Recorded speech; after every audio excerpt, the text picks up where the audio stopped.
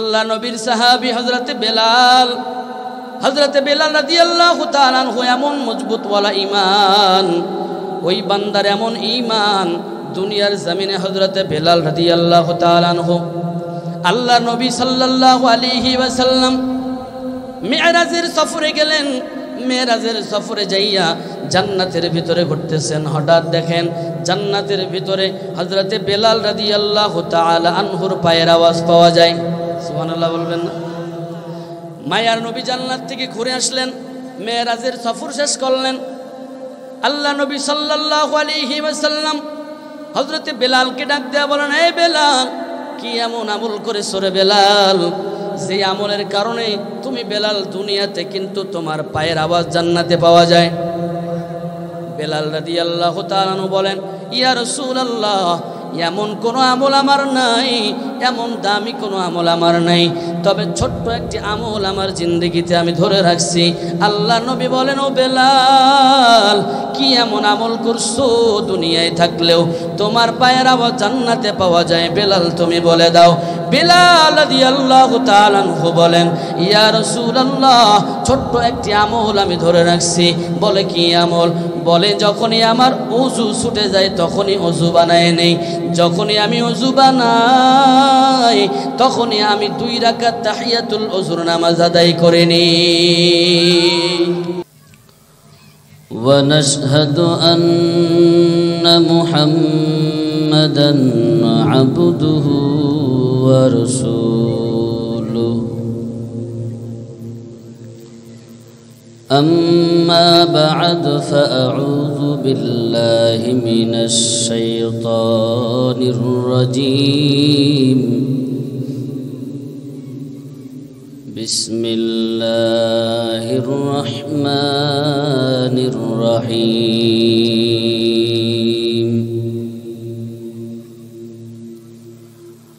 والعصر إن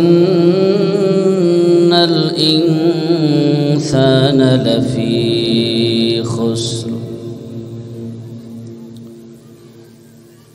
إلا الذين آمنوا وعملوا الصالحات وتواصوا بالحق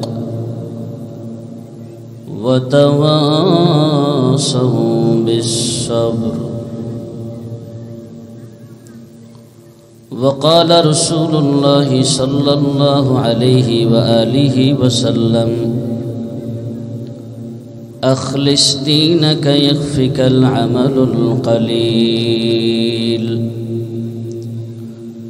أو كما قال النبي عليه الصلاة والسلام. وقال الله تعالى في شان حبيب: إن الله وملائكته يصلون على النبي يا أيها الذين آمنوا صلوا عليه وسلموا تسليما. সকলে দরুদ ইব্রাহিম পড়েন।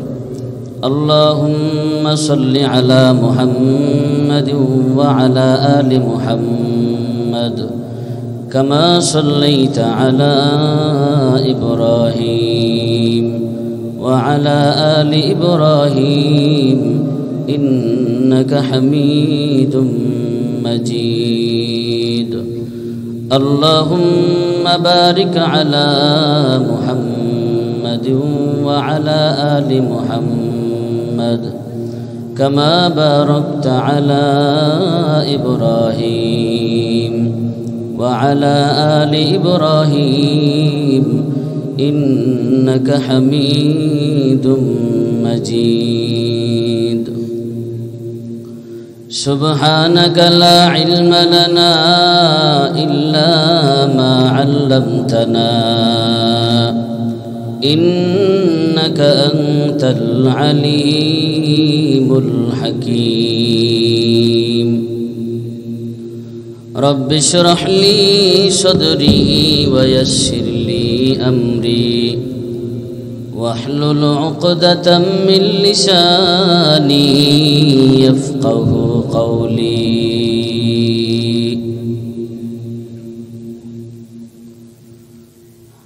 मैं दूर हो मजबूर हो ऐ सैयद आलम मैं दूर हो मजबूर हो ऐ सैयद आलम दीदार दिखाते नहीं आवाज सुना दो दीदार दिखाते नहीं आवाज सुना दो मैं सूरत यूसुफ को नहीं चाहने वाला मैं सूरत यूसुफ को नहीं चाहने वाला मैं कैश के मानंद नहीं आशिक लैला मैं कैश के मानंद नहीं आशिक लैला मैं आशिक मौला हूँ मेरा इश्क दवाना मैं आशिक मौला हूँ मेरा इश्क दवाना ये जुमला जहाँ जिसकी तजल्ली से उजाला ये जुमला जहाँ जिसकी तजल्ली से उजाला আল্লাহ রাব্বুল আলামিন বলেন ওয়াল আস সময়ের কসম আল্লাহ রাব্বুল আলামিন বলেন সময়ের কসম সময়ের শপথ সময়ের শপথ নিয়ে আল্লাহ তাআলা কোরআনে কারীমের আয়াত নাযিল করে দিলেন এই সময়টাকে আল্লাহ কেন সামনে নিয়ে আসলেন এরে বর্ষিবাড়িয়ার মুসলমান ভালো করে দিলের কান লাগায়া শুনবেন অযথা কোনো কথা বলবো না যা বলবো বুঝার চেষ্টা করবেন আল্লাহ রাব্বুল আলামিন সূরাতুল আসর নাজিল করলেন ওয়ায়ে কাসমি ব্যবহার করে বললেন ওয়াল আস আল্লাহ তাআলা বললেন সময়ের কসম সময়ের শপথ সময়ের শপথ দিয়া কেন আল্লাহ শুরু করলেন সময়টাকে কেন আল্লাহ সামনে আনলেন সময়ের কি দাম সময়ের কেমন দাম আল্লাহর নবী সাল্লাল্লাহু আলাইহি ওয়াসাল্লাম মসজিদে নববীতে বসা সাহাবায়ে কেরাম আল্লাহর নবী সাল্লাল্লাহু আলাইহি ওয়াসাল্লামকে জিজ্ঞাসা করলেন ইয়া রাসূলুল্লাহ সাল্লাল্লাহু আলাইহি ওয়াসাল্লাম আইয়ুল আমালু আহাব্বু ইলাল্লাহ ইয়া রাসূলুল্লাহ আল্লাহ তাআলার কাছে কোন আমলটা বেশি প্রিয় সাহাবায়ে কেরাম জিজ্ঞাসা করলেন আল্লাহর কাছে কোন আমলটা বেশি প্রিয় আল্লাহর নবী সাল্লাল্লাহু আলাইহি ওয়াসাল্লাম ফাকালা রাসূলুল্লাহি সাল্লাল্লাহু আলাইহি ওয়াসাল্লাম আল্লাহর নবী সাল্লাল্লাহু আলাইহি ওয়াসাল্লাম বললেন সবথেকে দামি আল্লাহর কাছে ওই আমলটা আল্লাহ নবী সাল্লাল্লাহু আলাইহি ওয়াসাল্লাম বললেন as-salatu ala waqtiha সবথেকে দামি হলো আল্লাহর কাছে ওই আমলটা সময় মতো বান্দার নামাজ বলেন না সুবহানাল্লাহ সময় মতো বান্দার আরো জোরে বলেন সময় মতো বান্দার নামাজ আল্লাহর কাছে বড় দামি আল্লাহ নবী বললেন সময় মতো নামাজ আদায় করবা সময় মতো নামাজের আল্লাহর কাছে বড় দাম সাহাবায়ে কেরাম জিজ্ঞাসা করলেন ইয়া রাসূলুল্লাহ আল্লাহর কাছে সবথেকে দামি কোন আমলটা আল্লাহ নবী জবাব দিয়া বললেন সময় মতো নামাজ আদায় করা এবার বর্ষিবাড়িয়ার মুসলমান জবাব দেন সময়ের দাম আছে না নাই আরো বলেন জোরে বলেন আছে না নাই সময়ের দাম আছে না নাই কেমন দাম সময়ের কেমন দাম সময় মতো যে বান্দা আমল করে ওই বান্দার আমল আল্লাহর দরওয়াজায় পছন্দ হয়ে যায় আর যেই বান্দা সময় মতো আমল করতে পারে না বেসময় আমল করে সময় মতো বান্দার আমল আল্লাহ দরওয়াজায় পৌঁছায় না বেসময়ে বান্দা বেখেয়ালে বান্দা, বান্দা যখন নিজের অনিচ্ছা সত্ত্বেও বান্দা ইচ্ছাকৃতভাবে বান্দা দেখা যায় নিজের খেয়াল ঠিক মতো রাখে না, ইচ্ছা করে সময় ক্ষেপণ করে দেয়। মায়ার নবী বলেন ওই বান্দা সময়ের গুরুত্ব না দেওয়ার কারণে বান্দার আমল দুনিয়ায় থেকে যায়, আল্লাহ দরওয়াজায় পৌঁছায় না। ঠিক কিনা বলেন? মুসলমান ভাইয়ের আমার, খুব মনোযোগ দিয়া শোনা চাই। আল্লাহ নবী বলেন সময় মতো নামাজ আদায় করো। সময়ের বড় দাম, সময়ের বড় দাম, সময় মতো নামাজ আদায় করো হে মুমিন। বর্তমানে দেখা যায় সময়ের নিয়ে বড় ভেজাল লেগে যায়। আমরা মানুষ জাতি এমন, সময় নিয়ে আমাদের ভিতরে কালক্ষেপণ, সময় নিয়ে আমরা ঠিকমতো সময়ের গুরুত্ব দিতে পারি না। সব থেকে মানুষ সময়ের ভিতরে বেশি ভেজাল লাগায়, সময়টারে গুরুত্ব দেয় না। জীবনের মূল্যবান সময় দেখা যায় কোন দিক দিয়ে বিদায় নিয়ে চলে যায়, এরপরও সময়ের দিকে বান্দা খেয়াল করে না, আসে না নাই? মানুষের সময় কোন দিক দিয়ে যে বিদায় নিয়ে চলে যায়, মানুষের সময় নষ্ট হয়ে যাচ্ছে, মানুষের জীবন থেকে সময় হারিয়ে যাচ্ছে, কিন্তু মানুষ সময়ের দিকে খেয়াল করে না।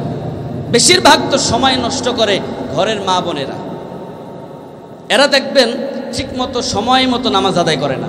ঠিক কিনা বলেন? মেয়েদের ভিতরে এই রোগটা বেশি পাওয়া যায়।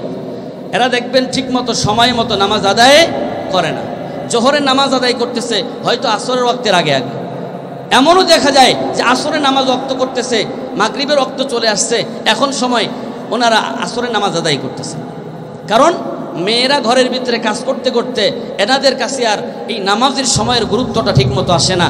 মা বোনদেরকে বলতে চাই, নামাজের সময় আগে, কাজের সময় পরে। কথা ঠিক কিনা বলেন? নামাজের সময় আগে, কাজের সময় পরে। মুসলমান ভাইয়ের আমার, আল্লাহ রাব্বুল আলামিন বললেন সময়ের কসম, সময়ের শপথ। ওয়াই কাসমি ব্যবহার করে আল্লাহ বললেন সময়ের কসম, সময়ের শপথ হে বান্দা। আল্লাহ বললেন ওয়াল আসরি ইন্নাল ইনসানা লাফি খুসর। আল্লাহ তাআলা বললেন নিশ্চয় সমস্ত মানুষগুলি ক্ষতির মধ্যে। আল্লাহ বলেন সমস্ত মানুষ ক্ষতির মধ্যে। আল্লাহ বললেন সব মানুষ যেন কেমন ক্ষতির ভিতরে যাইতে চায় না, ক্ষতির বাহিরে থাকতে চায়। সবাই বলেন ক্ষতির ভিতরে না বাইরে? ক্ষতির ভিতরে না বাইরে? ক্ষতির ভিতরে গেলে লস। কারণ হলো ক্ষতির ভিতরে যে বান্দা যাইবে ওই বান্দা জাহান্নামের পথে আগাইতে থাকবে। আর যে বান্দা ক্ষতির ভিতর থেকে বের হয়ে আল্লাহ তাআলা দেওয়া নির্দেশনা অনুযায়ী 4 গুণওয়ালা জীবন গঠন করতে পারবে, আল্লাহ রব্বুল আলামিন বলেন এই 4 গুণওয়ালা জীবন গঠন করতে পারলে ওই বান্দা 4 গুণওয়ালা আমল নিয়ে বান্দা যদি বিদায় হতে পারে, মরণের পরে ওই বান্দা জান্নাতের মেহমান হয়ে যাবে। বলেন না সুবহানাল্লাহ? সব বান্দা ক্ষতির মধ্যে, তবে 4 গুণওয়ালা মানুষ, 4 গুণওয়ালা মানুষকে আল্লাহ বললেন হেফাজতের জিম্মাদার। আল্লাহ রাব্বুল আলামিন বলেন 4 গুণওয়ালা মানুষ, আল্লাহ বললেন 4টা গুণ যদি ভিতরে আনতে পারো, এই 4 গুণওয়ালা মানুষদেরকে আল্লাহ হেফাজত করে ক্ষতির ভিতরে থেকে বাহিরে রাখেন। 1 নাম্বার আল্লাহ বললেন ইল্লাল্লাযীনা আমানু। 1 নাম্বার গুণ হলো বান্দা যদি ঈমানওয়ালা হয়, ঈমানটারে মজবুত করে নেয়, ঈমানওয়ালা বান্দা, আল্লাহ রাব্বুল আলামিন বলেন ঈমানওয়ালা বান্দাকে আল্লাহ তাআলা ওই ক্ষতির মধ্যে না রাখিয়া, আল্লাহ তাআলা ঈমানদার বান্দাকে ক্ষতির বাহিরে রাখিয়া আল্লাহ তাআলা হেফাজত করে বান্দাদেরকে আল্লাহ তাআলা ঈমানের ভিতরে অটল রাখে। বলেন না সুবহানাল্লাহ? 1 নাম্বার গুণের নাম কি ভাই? কি বললাম? 1 নাম্বার, সবাই কথা বলেন। 1 নাম্বার কি বললাম? আমি অপ্রয়োজনে কথা বলতেছি না তো, এই জন্য কথা বলতেছি না। এখন যদি একটু গজল টজল গাই তাহলে মনে ভালো লাগবে আপনাদের, নাকি? হ্যাঁ, সময় আমার কম তো, এই জন্য এদিকে যায় সময় নষ্ট করতে চাচ্ছি না। 1 নাম্বার গুণ হলো ঈমান। আল্লাহ রাব্বুল আলামিন বলেন ক্ষতির মধ্যে সব মানুষ, তবে 4 গুণওয়ালা মানুষ ছাড়া 1 নম্বরে বান্দা হলো ঈমান। ঈমান কাকে বলে? ঈমান কাকে বলে? ঈমানদার কাকে বলে? ঈমানের কেমন দাম, ঈমানের কেমন প্রয়োজন, ঈমানের কেমন প্রয়োজন? ঈমানের বড় দাম। বান্দা জান্নাতে যেতে হলে 1 নাম্বার প্রয়োজনীয় জিনিস হলো ঈমান। জান্নাতে যদি যেতে চাও, হে মুমিন, জান্নাতে যদি ঢুকতে চাও 1 নাম্বারে লাগবে হলো ঈমান। ঈমান ছাড়া কোনো মানুষ জান্নাতে যেতে পারবে না, কথা ঠিক কিনা? জান্নাতে যেতে হলে ঈমান লাগবে। জান্নাতে যাওয়ার জন্য যদি প্রস্তুতি নিতে চাও তো ঈমান মজবুত করে নাও। যেই বান্দার ঈমান নাই ওই বান্দা জান্নাতে ঢুকবে না। মায়ার নবী বলেন, যে বান্দার ঈমান নসিব হয় নাই ওই বান্দা জান্নাতের ঘেরানো পাবে না। যে বান্দা ঈমান নসিব করতে পারলো না ওই বান্দা মৃত্যুর পর বিনা হিসাবে জাহান্নামে চলে যাবে। কারণ ঈমান যার নসিব হয় নাই ওই বান্দা কাফের। ঠিক কিনা বলেন? আজ আমাদের জমিনে দেখা যায় আমরা ঈমানদার কাকে মনে করি, ঈমানদার কাকে বলি, ঈমানের আমাদের চাহিদাটা কি, ঈমানের প্রয়োজনীয় আমাদের চাহিদাটা কি? ভাইয়েরা আমার, ঈমানের এমন চাহিদা। ঈমান কি জিনিস? ঈমান কেন প্রয়োজন? ঈমান তো 3টা জিনিসের সমন্বয়ের বহির্প্রকাশের নাম ঈমান। 1 নাম্বার হলো ইকরার বিল লিসান, 2 নাম্বার হলো তাসদীক বিল জানান, 3 নাম্বার হলো আমাল বিল আরকান। বান্দা ঈমান আনবে, জবানে পড়বে লা ইলাহা ইল্লাল্লাহু মুহাম্মাদুর রাসূলুল্লাহ। সকলে পড়ুন সাল্লাল্লাহু। জবানে বান্দা পড়বে লা ইলাহা ইল্লাল্লাহ, জবানের ভিতরে পড়বে লা ইলাহা ইল্লাল্লাহ। তার মানে হলো আল্লাহ ছাড়া কোনো ইলাহা নাই, আল্লাহ ছাড়া কোনো মালিক নাই, আল্লাহ ছাড়া কোনো খালিক নাই, আল্লাহ ছাড়া কোনো মাবুদ নাই। আল্লাহ একমাত্র রিজিক দাতা, আল্লাহ একমাত্র বাঁচানেওয়ালা, আল্লাহ তাআলা একমাত্র দুনিয়ার জমিন থেকে নিনেওয়ালা, কথা ঠিক কিনা? আমাদের বাঁচানোর মালিক কে ভাই? আরো জোরে বলেন। আমাদের বাঁচানোর মালিক আল্লাহ, আমাদের দুনিয়ার জমিন থেকে নিয়ে যাওয়ার মালিক। অতএব কোনো মানুষ যদি চিন্তা করে দুনিয়ার জমিনে তো আসছি, দুনিয়ার মানুষে হয়তো আমাকে নিয়ে যাইতে পারে, দুনিয়ার মানুষের হাতে হয়তো আমার জান, না রে বান্দা না, দুনিয়ার কেউ আপনারে নিতে পারবে না। আল্লাহ তাআলা যতক্ষণ দুনিয়ার থেকে আপনারে নিবে না, কথা বলেন ঠিক কিনা? এজন্য একমাত্র ঈমানদারের চাহিদা হলো ওই বান্দা আল্লাহ ছাড়া কাউকে ভয় পাবে না। কারণ দুনিয়ার জমিন থেকে আল্লাহ ছাড়া কেউ আপনাকে আমাকে নিতে পারবে না, কথা বলেন ঠিক কিনা? আল্লাহ ছাড়া কেউ নিতে পারবে? কথা বলেন পারবে? এজন্য তো কোরআন কাকে ধরবে? আল্লাহকে ভয় করবে। আল কোরআনের সৈনিক আমি নেই কো পরাজয়, এক আল্লাহর গোলাম আমি, এই তো পরিচয় আমার, এই তো পরিচয়। আল কোরআনের সৈনিক আমি নেই কো পরাজয়, এক আল্লাহর গোলাম আমি, এই তো পরিচয় আমার, এই তো পরিচয়। এই দুনিয়ার সবই নকল, এই দুনিয়ার সবই নকল, আসল কিছু নয়। এক আল্লাহর গোলাম আমি, এই তো পরিচয় আমার, এই তো পরিচয়। আল কোরআনের সৈনিক আমি নেই কো পরাজয়, এক আল্লাহর গোলাম আমি, এই তো পরিচয় আমার, এই তো পরিচয়। কোরআন হাদিস শাসনতন্ত্র রাসূল আমার নেতা, উৎসাহ মোর চির অম্লান ইতিহাস বীর গাথা, ঠিক কিনা বলেন? আমার আপনার মুসলমানের একমাত্র সংবিধান হলো আল কোরআন। এই কোরআন ছাড়া মুসলমানদের আর কোনো সংবিধান হতে পারে না, কথা বলেন ঠিক কিনা? মুসলমানদের সংবিধানের নাম কি? আরো জোরে বলেন। মুসলমানদের সংবিধানের নাম কি ভাই? একমাত্র আল কোরআন হলো মুসলমানদের সংবিধান। আর এই মুসলমানদের সংবিধান অনুযায়ী যতদিন পর্যন্ত রাষ্ট্র পরিচালনা হবে না ততদিন পর্যন্ত এই রাষ্ট্র থেকে, এই দেশ থেকে রাহাজানি যাবে না, টেন্ডারবাজি যাবে না, এই দেশ থেকে অন্যায় জুলুম কোনোদিন বন্ধ হবে না, ঠিক কিনা বলেন?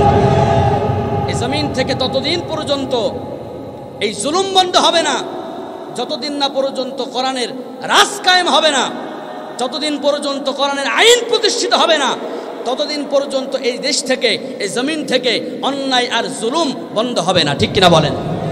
মুসলমান ভাইরা আমার, আজ চতুর্দিকে তাকায় দেখতেছি জুলুম আর জালেমে ভরা। এই কথাগুলি বলতে গেলে মুসিবত ঘিরে ফেলবে, তবে মুসিবতের চিন্তা করে ওলামায়ে কেরাম কোনোদিন হক কথা বলা বন্ধ করতে পারে না। মুসলমান ভাইরা আমার, 92% মুসলমানের দেশে আজকে তাকায় দেখা যায় 92% মুসলমানের দেশে। বলেন তো মুসলমান বুকে হাত দিয়া ভালো আছে না খারাপ আছে? আসতে বলেন, বলেন না কেন? ভালো আছেন আপনারা? আপনারা ভালো থাকলো, আমরা ভালো নাই। মুসলমান ভাইরা আমার, ভালো করে শুনেন, 92% মুসলমানের দেশে আজ মুসলমানদেরকে পিটায়া পিটায়া মেরে ফেলতেছে। কোটি কয়েক বাংলার জমিনের নাস্তিকার বেঈমানরা তাদের পক্ষ নিতেছে, মুসলমানদেরকে পিটায়া পিটায়া মারতেছে। আর এই কথা নাকি মুসলমানরা বলতে পারবে না। মুসলমান ভাইরা আমার, এজন্য আল্লাহ রাব্বুল আলামিন বললেন, সবাই তো ক্ষতির মধ্যে চলে গেল, তবে 4 গুণওয়ালা মানুষ। 1 নাম্বার গুণ হলো ইমানদার বান্দা। ইমানদার বান্দাকে আল্লাহ তাআলা হেফাজত করবেন। ইমানদার বান্দা আল্লাহ রাব্বুল আলামিনের হেফাজতের জিম্মায় থাকবেন। ওই ইমানদার বান্দা ক্ষতির মধ্যে যাবে না। 1 নাম্বার গুণ, বান্দা ইমানওয়ালা হয়ে যাও। কেমন ইমান আনবারে বান্দা? দুনিয়ার জমিনে ইমানটা কেমন বানাইবা? আল্লাহ কোরআনে কারীমে বললেন, ইয়া আইয়ুহাল্লাযীনা আমানু আমানু কামা আমানান নাস। হে ইমানদারেরা, তোমরা ইমান আনো, সাহাবায়ে কেরামের মতো ইমান আনো। সাহাবায়ে কেরাম যেমন ইমান এনেছেন তেমন ইমান আনো। সাহাবায়ে কেরামের মতো মজবুত ইমান বানাও। যে বান্দা সাহাবায়ে কেরামের মতো মজবুত ইমান বানাইতে পারবে, দুনিয়াতেও বান্দা সফল, আখিরাতের জমিনেও বান্দা সফল। বলেন সুবহানাল্লাহ। জবাব দিয়া বলেন, এইবার সাহাবায়ে কেরামের ইমান দুর্বল ছিল না মজবুত ছিল? আরো জোরে বলেন, সাহাবায়ে কেরামের ইমান কেমন মজবুত? ইমান এমন পাওয়ারফুল ইমান, সাহাবায়ে কেরামের ইমান এত মজবুত ইমান, এমন পাওয়ারফুল ইমান। সাহাবায়ে কেরামদেরকে অত্যাচারের স্টিম রোলার চালানো হয়েছে। সাহাবায়ে কেরামদের উপরে ইমান নেওয়ার জন্য ওই বেঈমান জালিমরা কত অত্যাচার চালাইছে, কিন্তু সাহাবায়ে কেরামরা জীবন দিয়া দিছে, তারপরেও ইমান ছাড়ে নাই। বলেন না সুবহানাল্লাহ। ইমান ছাড়ে নাই সাহাবায়ে কেরাম। আল্লাহ নবী সাহাবী এমন আমল করেছেন, যে আমলগুলি অল্প অল্প হলেও আমলগুলি আল্লাহ দরওয়াজায় পছন্দ হয়ে গেছেন। ইমানটা মজবুত থাকার কারণে সাহাবায়ে কেরাম অল্প অল্প আমল করেছেন, কিন্তু আল্লাহ দরওয়াজায় পছন্দ হয়ে গেছেন। আল্লাহ নবীর সাহাবী হযরতে বেলাল রাদিয়াল্লাহু তাআলা আনহু এমন মজবুতওয়ালা ঈমান, ওই বান্দার এমন ঈমান, দুনিয়ার জমিনে হযরতে বেলাল রাদিয়াল্লাহু তাআলা আনহু আল্লাহ নবী সাল্লাল্লাহু আলাইহি ওয়াসাল্লাম মিরাজের সফরে গেলেন।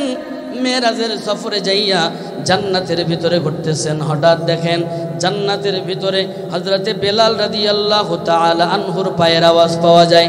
সুবহানাল্লাহ বলবেন না? মায়ার নবী জান্নাত থেকে ঘুরে আসলেন, মেরাজের সফর শেষ করলেন। আল্লাহ নবী সাল্লাল্লাহু আলাইহি ওয়াসাল্লাম হযরতে বেলালকে ডাক দেয়া বলেন, হে বেলাল, কি এমন আমল করেছো রে বেলাল, যে আমলের কারণে তুমি বেলাল দুনিয়াতে কিন্তু তোমার পায়ের আওয়াজ জান্নাতে পাওয়া যায়? বেলাল রাদিয়াল্লাহু তাআলা আনহু বলেন, ইয়া রাসূলুল্লাহ, এমন কোনো আমল আমার নাই, এমন দামি কোনো আমল আমার নাই, তবে ছোট্ট একটি আমল আমার জিন্দেগিতে আমি ধরে রাখছি। আল্লাহ নবী বলেন, ও বেলাল, কি এমন আমল করছো দুনিয়ায় থাকলেও তোমার পায়ের আওয়াজ জান্নাতে পাওয়া যায়? বেলাল তুমি বলে দাও। বেলাল রাদিয়াল্লাহু তাআলা আনহু বলেন, ইয়া রাসূলুল্লাহ, ছোট্ট একটি আমল আমি ধরে রাখছি। বলে, কি আমল? বলে, যখনই আমার ওযু ছুটে যায় তখনই ওযু বানায় নেই, যখনই আমি ওযু বানাই তখনই আমি 2 রাকাত তাহিয়াতুল ওযুর নামাজ আদায় করে নিই। কয় রাকাত? তাহিয়াতুল ওযুর 2 রাকাত নামাজ আদায় করছে। আল্লাহ তাআলা পছন্দ করে কবুল করে ফেলাইছে। এই কবুলের কারণে হযরতে বেলাল দুনিয়াতে পায়ের আওয়াজ কোথায়? কথায় قال النبي صلى الله عليه وسلم أخلص دينك يكفيك العمل القليل মায়ার নবী বলেন অল্প আমল যদি হয় তো এই অল্প আমলটা আল্লাহ দরওয়াজায় যদি পছন্দ হয় তো কবুল হয়ে যায়, বলেন না সুবহানাল্লাহ। মুসলমান ভাইয়ের আমার, এজন্য এক নাম্বার ঈমান, ঈমানটারে মজবুত বানায় ফেলবেন। ঈমানটা মজবুত যখন হয়ে যাবে, গোটা দুনিয়া একদিকে হইলেও বান্দার ঈমান নিতে পারবে না, ঠিক কিনা বলেন? দুনিয়ার সবাই একদিকে হয়ে যাবে, কিন্তু বান্দার ঈমানটাকে দুর্বল করতে পারবে। মুসলমান ভাইয়েরা আমার, আল্লাহ রাব্বুল আলামিন বললেন 4 গুণওয়ালা মানুষকে আমি হেফাজত করব, তারা ক্ষতির মধ্যে যাবে না। 1 নাম্বার হলো ঈমান, 2 নাম্বার হলো আল্লাহ রাব্বুল আলামিন বলে ওয়া আমিলুস সলিহা, 2 নাম্বার হলো নেক আমল। নেক আমল করনেওয়ালা বান্দাদেরকে আল্লাহ হেফাজত করবেন। 2 নাম্বার নেক বান্দা, নেক যারা আমল করবে ওই বান্দাদেরকে আল্লাহ তাআলা, নেক করনেওয়ালা বান্দাদেরকে আল্লাহ হেফাজত করবেন, ক্ষতির মধ্যে দিবেন না। বান্দা আল্লাহ তাআলার হেফাজতের জিম্মায় থেকে যাবে, বলেন না সুবহানাল্লাহ। 1 নাম্বার ঈমান, 2 নাম্বার কি ভাই? নেক আমল। 2 নাম্বারে কি বললাম? 2 নাম্বার হলো নেক আমল। 1 নাম্বার হলো ঈমান, 2 নাম্বার হলো নেক আমল। নেক আমল এমন দাম, আল্লাহ বললেন দুনিয়ার জমিনে তোমাদেরকে আমি পাঠাইলাম বান্দা নেক আমল করার জন্য। আল্লাযী খালাকাল মাউতা ওয়াল হায়াতা লিয়াবলুয়াকুম আইয়ুকুম আহসানু আমালা ওয়া হুয়াল আজিজুল গফুর।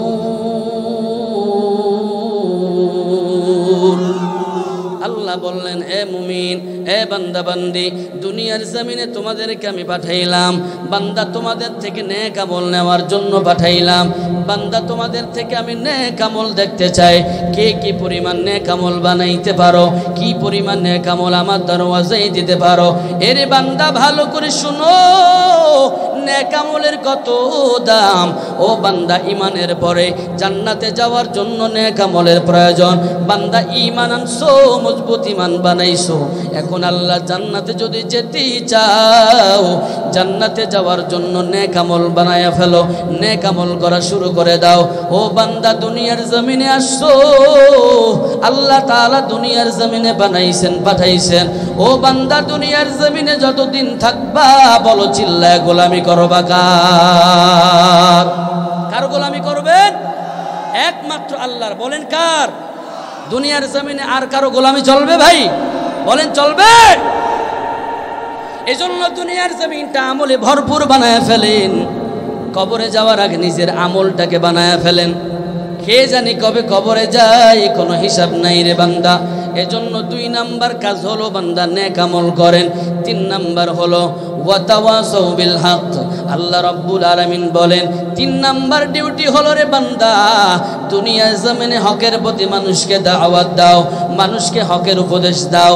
ও বান্দা, দুনিয়ার জমিনে 1 নাম্বার ঈমানটারে বানাও, 2 নাম্বার নেক আমল শুরু করে দাও, 3 নাম্বারে বান্দা হকের প্রতি মানুষকে দাওয়াত দাও, হকের উপদেশ দাও। বলেন শরীফ, এই বর্ষিবাড়িয়ার মুসলমান ভালো করে বলেন, এখন হকের দাওয়াত দিলে ভেজাল লাগে কি লাগে না? কথা বলেন, জোরে বলেন। কাউরে যদি ভালো কথা বলা যায় সহ্য হয় না, আছে না নাই? বলেন কেন? আছে না নাই? আছে না? ভালো কথা বললে সহ্য করে না, কিন্তু আপনি যদি খারাপ কথা বলেন মনে হয় যেন তার কাছে ভালো লাগে। কাউরে বলবেন ও ভাই তোমার তো মসজিদে দেখি না, নামাজে আসো না কেন? অমনি দেখবেন হ্যাঁ তুমি মসজিদে যাও বলে বেশি ভাব দেখাও, তুমি মসজিদে যাও বলে তুমি অনেক কিছু হয়ে গেছো। বাস ভালো কিছু বলতেছেন কিন্তু রাগ দেখাইছে, আছে না নাই? কথা বলেন। হক এমন একটি জিনিস, এই যেখানে অন্ধকার, তবে এখান থেকে যদি অন্ধকার বিদায় দিতে হয় তাহলে লাগবে কি? কি লাগবে ভাই? অন্ধকার যদি বিদায় দিতে হয় তো এখানে আলো লাগবে। যখনই আলো আসবে তখনই অন্ধকার পালায় যাবে, ঠিক কিনা? আল্লাহ তাআলা বলেন কুল জাআল হক ওয়া যাহাকাল বাতিল ইন্নাল বাতিলা কানা যাহুকা। যখন বান্দা হক নিয়ে আগমন করবে, যেখানে হক চলে আসবে ওখান থেকে বাতিল এমনি পালায় যাবে, কথা ঠিক কিনা? বাতিলকে যদি আমরা নিস্তানাবুদ করতে চাই তাহলে আমাদেরকে অবশ্যই হকের আওয়াজ তুলতে হবে, হকের দাওয়াত দিতে হবে। বাংলার জমিনে বর্তমানে হকের আওয়াজ দেনেওয়ালা মানুষের বড় অভাব, ঠিক কিনা বলেন? হকের আওয়াজ চাই, হকের আওয়াজ চাই। কেন হকের আওয়াজের দরকার? কারণ আমি শুরুতেই বলছিলাম বর্তমানে বাংলার জমিনে নাস্তিক আর বেঈমানদের জবানের আওয়াজ বাড়তেছে দিন দিন, কারণ চতুর্মুখী ষড়যন্ত্র চলতেছে এই মুসলমানদেরকে ধ্বংস করার জন্য, ঠিক কিনা বলেন? এই মুসলমানদেরকে গোটা বিশ্ব থেকে নিস্তেনাবুদ করার জন্য আজ গোটা পৃথিবীর উপরে মুসলমানদের উপরে অত্যাচার আর নির্যাতন নিষ্পীষণ এমনভাবে চালাইতেছে যেন মুসলমানরা কোণঠাসা হয়ে গেছে। আজ ফিলিস্তিনের দিকে তাকায় দেখেন, সেখানে অত্যাচার চলতেছে। আজ বাংলার মুসলমানের দিকে তাকায় দেখেন, সেখানে অত্যাচার চলতেছে। মুসলমান যেখানে যেখানে সেখানেই যেন নাস্তিক আর বেঈমানরা, ইহুদি আর খ্রিস্টানরা অত্যাচারের স্টিম রোলার চালাইতেছে। কথা বলেন ঠিক কিনা? এজন্য গোটা পৃথিবীর মানচিত্র থেকে যদি মুসলমান ঐক্যবদ্ধ হয়ে এক প্ল্যাটফর্মে এসে যদি মুসলমান গোটা মানচিত্র থেকে যদি জায়গায় জায়গায় থেকে যদি মুসলমানরা যদি হকের পক্ষে আওয়াজ দিতে পারে, তো নাস্তিক আর বেঈমানদের অন্তরের ভিতরে এই হকের আওয়াজ কম্পন সৃষ্টি করে দিবে। গোটা পৃথিবীর জমিন থেকে যদি মুসলমানরা এক হয়ে যায়, গোটা নাস্তিক আর বেঈমানের গোষ্ঠী 1 ঘন্টার ভিতরে গোটা পৃথিবী থেকে নিস্তানাবুদ হয়ে যাবে, ঠিক কিনা বলেন? আমরা আজকে বড় দুঃখের সাথে বলতে হয়, মুসলমান আজ আমরা এক হতে পারি না। আমরা সামান্য সামান্য বিষয় নিয়ে নিজেদের ভিতরে দ্বন্দ্ব লাগাই, ঠিক কিনা বলেন? কি আছে না ভাই, আছে না? সামান্য সামান্য বিষয় নিয়ে। কি বিষয়? সামান্য বিষয় কি? যে আমার টুপি একরকম আর একজনের টুপি আর একরকম, টুপির কারণেও সালাম দেয় না, আছে না? এদিকে নাই, এদিকে আছে না কিরকম? হ্যাঁ, টুপির কারণেও সালাম দেয় না। টুপি দেখে আজকে ডিসাইড করে যে এই ব্যক্তি আমার তরিকার না, আমার দলের না। যারা আজকে টুপি নিয়ে ভাগাভাগি করে, শুনেন, টুপি যার যার যেমন প্রয়োজন যেমন পছন্দ সে তেমনই পরবে। কি কথা ঠিক না? কথা বলেন না কেন? কি কথা? এই কোনো কথাই ভেজাল আছে কোনো? আমার পছন্দ এটা, আমি এইটা পরি, আমার এইটা পরে ভালো লাগে। আর একটা পরলে হয়তো গরম দরে বেশি, আমি এইটা পরে ভালো লাগে, আমার এইটা পরি, অসুবিধা কোথায়? ঠিক না ভাই? এই টুপি নিয়ে যদি আমারই কেউ বলে যে ও অমুক তরিকার লোক, আরে সালাম দেওয়া যাবে না। আল্লাহর কসম, তুমি যে এই চিন্তা করে বসে আছো যে ও আমার তরিকার না, ও আমার তরিকার না, শোনো, তুমি কবে যে নবীজির তরিকার থেকে বের হয়ে গেছো তোমার নিজেরও খবর নেই। কথা বলে ঠিক কিনা? এই চিন্তা বাদ দেন যে আমার তরিকার না, কিসের তরিকা? সব আমরা মুসলমান। আজ আমরা জায়গায় জায়গায় ভাগ হওয়ার কারণে, আজ আমরা জায়গায় জায়গায় ডিভাইডেড হওয়ার কারণেই নাস্তিক আর বেঈমান আমাদের উপরে আজ চোখ রাঙাইতে পারতেছে, যে কোনো সময় আমাদের উপরে অত্যাচার দিতে পারতেছে। ও ভাই, এদেশে চোর ডাকাত লুচ্চা বদমাইশ সকালবেলায় জেলখানায় ঢুকে বিকালবেলায় বের হয়ে যায়, আর ওলামাই কেরাম একবার যদি জেলখানায় ঢুকে তাহলে তারে আর বের করা যায় না। ও ভাই, এদেশের মুসলমান যদি টুপির দ্বন্দ্ব ভুলে যায়, দাড়ির দ্বন্দ্ব ভুলে যায়, মুস্তাহাবের দ্বন্দ্ব ভুলে যায়, এক প্ল্যাটফর্মে আসতো, একজন আলেম আজ পর্যন্ত জেলখানায় থাকতো না, ঠিক কিনা বলেন? একজনও থাকতো না। যেই মাসলাকের হোক না কেন, আমি মুসলমান, মুসলমানের পক্ষে আমাকে কথা বলতে হবে, ঠিক না ভাই? কথা বলেন না কেন? খারাপ লাগতেছে নাকি? আমি মুসলমান, আমাকে মুসলমানের পক্ষে কথা বলতে হবে, যে যেই মাসলাকের হোক না কেন। মাসলাক যার যার, ইসলাম তো সবার, ঠিক না ভাই? আমরা কেন এমন ডিভাইডেড হয়ে গেলাম? কেন এমন ভাগাভাগি করে ফেললাম? বড় আশ্চর্য লাগে যে একজন মার খাইতেছে, আমি তাকায় দেখা মিসকি মিশে হাসতেছি আর দেখতেছি, হ্যাঁ মাই তো ও খাইতেছে, আমার তো অসুবিধা নেই। মুসলমান ভাইয়ের আমার, এজন্য হকের প্রতি দাওয়াত দিতে হবে, হকের আওয়াজ তুলতে হবে। হকের আওয়াজ যখন উঠবে গো বাংলার জমিন থেকে, সেদিন নাস্তিক আর বেঈমানরা পালিয়ে যাবে, ঠিক কিনা বলে? হকের আওয়াজ এমন ভাবে তুলতে হবে, সমস্যারে জায়গা জায়গা থেকে যখন আমরা একত্রিত হয়ে যাব, গোটা বাংলার মুসলমান যদি একত্রিত হয়ে যায়, গোটা বাংলার মুসলমানের সব মসজিদের ইমাম সাহেবগুলি যদি এক হয়ে যায়, গোটা বাংলার জমিনের মুসলমানরা যদি এক হয়ে যায়, ইমামগুলি যদি এক হয়ে যায়, শুক্রবার আগামীকালকে সারা বাংলাদেশের মুসলমান যদি এক হয়ে যায়, আর এই শুক্রবারে যদি সারা বাংলাদেশের মসজিদের মিম্বর থেকে যদি এক রকমের আওয়াজ হয়, তো গোটা বাংলার জমিনের নাস্তিকরা পালানোর জন্য রাস্তা খুঁজবে, ঠিক কিনা? এটাই বাস্তব কথা। কিন্তু ভেজাল কি? যে আমি হুজুর হয়তো গরম কথা বলতেছি, কিছু সত্য কথা বলার চেষ্টা করতেছি, আরেক হুজুর অন্য দিক দিয়ে ঘুরা ফিরা এই নেতাগোর সাথে পীড়িত করে আর বলে অমুক হুজুরে কেমনে খেদানো যায় চিন্তা করে। ঠিক কিনা বলেন? কথা বলেন না কেন? এই প্যাঁচ লাগায় ফেলতেছে, এই প্যাঁচ নেতাগোর সাথে মিল্লা জিল্লা। এখন এই হুজুরে কেমনে খেদানো যায়, এই হুজুর তো বেশি গরম কথা বলে, এর এলাকায় রাখা যাবে না। ঠিক কিনা বলেন? এই যদি অবস্থা হয় আমাদের, এই নেফাকি নিয়ে যদি থাকি, এই অন্তরের ভিতরে যদি এই নেফাকি থাকে, ও আলেম, আমার মনে হয় তোমার এই আলেম লকব লাগানোর কোনো প্রয়োজন নাই। ঠিক কিনা বলেন? কোনো প্রয়োজন নেই। কারণ এই জমিনে আল্লাহ তোমাকে প্রতিনিধিত্ব বানিয়েছেন, তোমার হাতে দায়িত্ব দিয়ে দিয়েছেন। তুমি কেমনভাবে চলতেছ, তোমার কথাবার্তা করি অবশ্যই আল্লাহ তাআলাকে ভয় করে হওয়া চাই। ঠিক কিনা বলেন? মুসলমান ভাইয়েরা আমার, এজন্য 3 নাম্বার গুণাবলী হলো হকের পক্ষে দাওয়াত চাই, হকের আওয়াজ দিতে হবে। 3 নাম্বার, বান্দা যখন আল্লাহ রাব্বুল আলামিনের এই জমিনে থেকে যখন হকের আওয়াজ দিবে, যখন বান্দা হকের পক্ষে দাওয়াত দিতে থাকবে, ওই বান্দা আল্লাহ তাআলার কাছে প্রিয় হয়ে যাবে। বলেন না সুবহানাল্লাহ? আল্লাহ তাআলা বলেন, কুনতুম খায়রা উম্মাতিন উখরিজাত লিন-নাস তা'মুরুনা বিল মা'রুফ ওয়া তানহাউনা আনিল মুনকার।